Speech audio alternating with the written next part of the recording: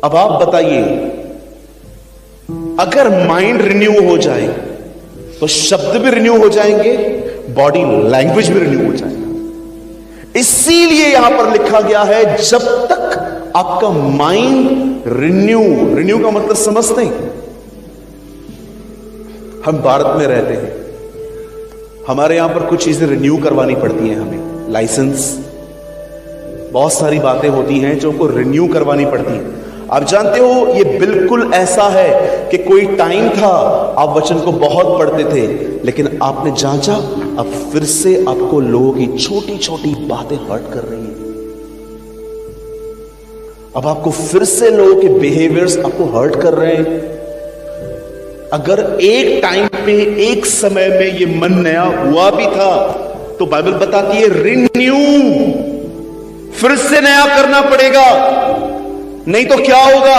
वापस तुम पुराने में आ जाओगे, वापस तुम्हें लोगों से नफरतें होंगी, वापस तुम कस्में खाना चालू कर दोगे, क्योंकि तुम्हारा झूठ पकड़ चुका है। रिन्यूइंग ऑफ माइंड, मसीहों के अंदर ये बातें बंद हो चुकी हैं आज, क्योंकि उनके बाइबल पढ़ने के तरीके ही बदल चुके हैं। कुछ लोग सेवकाई में इतने बिजी हैं कि वो खुदा को समय नहीं दे पाते, इसीलिए आज आप देखिए वो फ्रस्ट्रेट है। मुझे आज भी याद है, मैंने 1 महीना कुछ समय पहले बाइबल नहीं पढ़ी थी। जानते हो मेरी रीजंस क्या थे? Zoom meetings.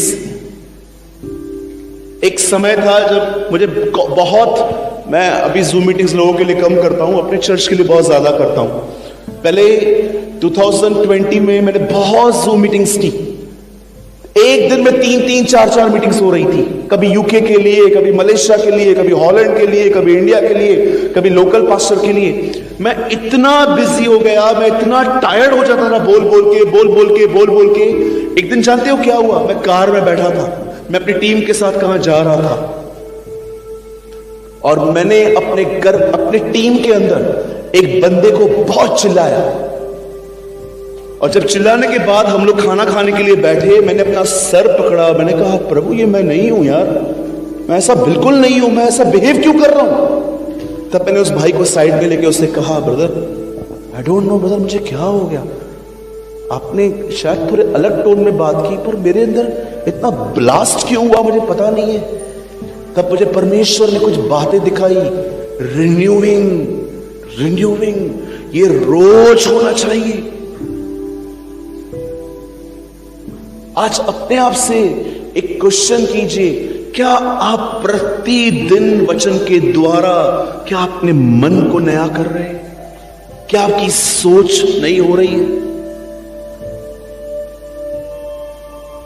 आपको पता है, यहां देखिए सब, आप जानते हो आदम जब मरा तो उसकी उम्र क्या थी? कितने लोगों को पता है? Tell me. 930 साल। आप समझते हो, अगर 300 सालों में भी आप उससे मिलते और आप उसको कहते यार 300 साल कहते, हाँ अभी यंग हूं मैं, अभी तो बहुत बड़ी जिंदगी है मेरी। अच्छा, आप जानते हो बाइबल का सबसे ज्यादा जीने वाला व्यक्ति कौन है? His name is मातुशेला। आप जानते हो वो हनोक का बेटा था। 976 या 969, दोनों में से एक एज है उसकी। आई थिंक 969 है।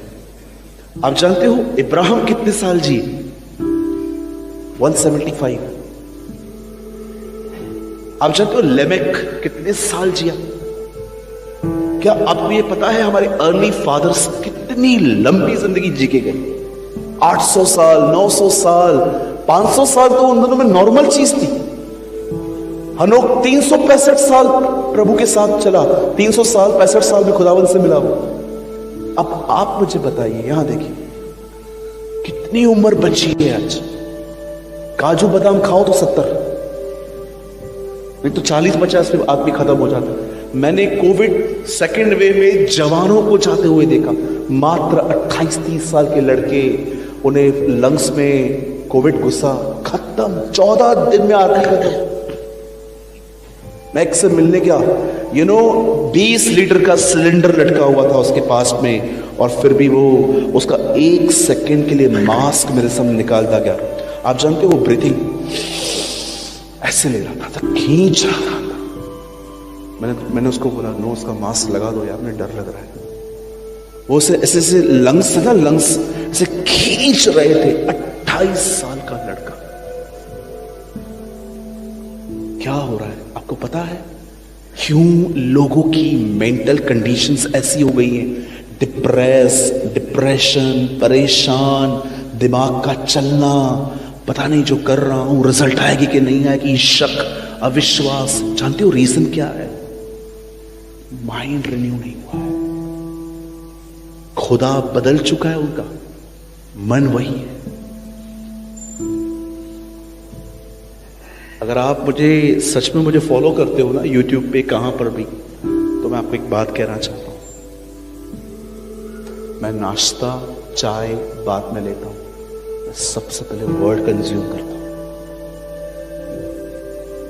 मैं हर दिन, आज इतनी ठंड में भी, मैं जब मॉर्निंग में उठा, मुझे उठने को नहीं हो रहा था। मैं कल रात को 3 बजे सोया क्योंकि मुझे बहुत काम था। 7 बजे मैं उठा। 7 बजे उठने के बाद मैंने अपना बाइबल ओपन किया, ब्रश करके मैंने अपना बाइबल ओपन किया। मैंने देखा, मुझे एक बार मैं ऊँघने लगा। अब 7 बजे मैं किसको कॉल करूं? भाई मुझे चाय कॉफी दे दो, क्योंकि वो बोल के गए थे रेस्टोरेंट भी मॉर्निंग में ओपन हो। जानते मैंने क्या किया? ठंडे पानी से नहा लिया।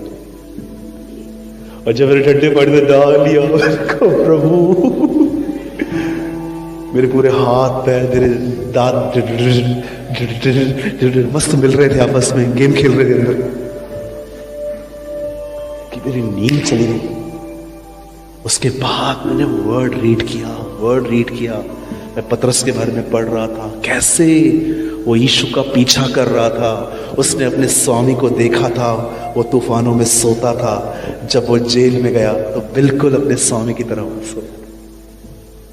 आई वॉज रीडिंग, यार कितना एग्जैक्ट पतरस बन चुका था यीशु की तरह। यीशु तूफानों में सोते थे और पतरस जब जेल में अंदर गया तो वो भी यीशु की तरह सोया हुआ था। ही फॉलोइंग हिज मास्टर। अब आप बिलीव करेंगे, अब मैंने अपने अंदर कुछ रखा है। अब मैं से सारा दिन चबाऊंगा, सारा दिन चबाऊंगा। अब मैं सारा दिन जहां पर मुझे टाइम मिलेगा ना, मैं यही सोचूंगा, प्रभु पतरस कैसे सोया था, क्या चल रहा था उसके मन में, और बार बार दुआएं करूंगा, मुझे भी ऐसा बना। Make me like this, make me like this. This is a renewal of mind. It is important. लेकिन अब मैंने अपने माइंड को ना कोई गैप ही नहीं दी। ट्रेजेडीज अब से ज्यादा है मेरे लाइफ में। अरे बहुत ट्रेजेडीज हैं भाई। फैमिली प्रॉब्लम्स अलग हैं, चर्च के प्रॉब्लम्स अलग हैं, पर्सनल इशू अलग है। मैं देख नहीं पा रहा इस तरफ, मुझे इतना पेन होता है कभी कभी इस तरफ। It's okay, it's life. मैंने खुदा को बोल दिया है, जब उसको ठीक लगेगा मुझे वो ठीक कर देगा। मेरे को कोई शिकायत नहीं है, कोई कंप्लेन ही नहीं है मुझे। दे तो भी खुदा है, न दे तो भी खुदा है। यस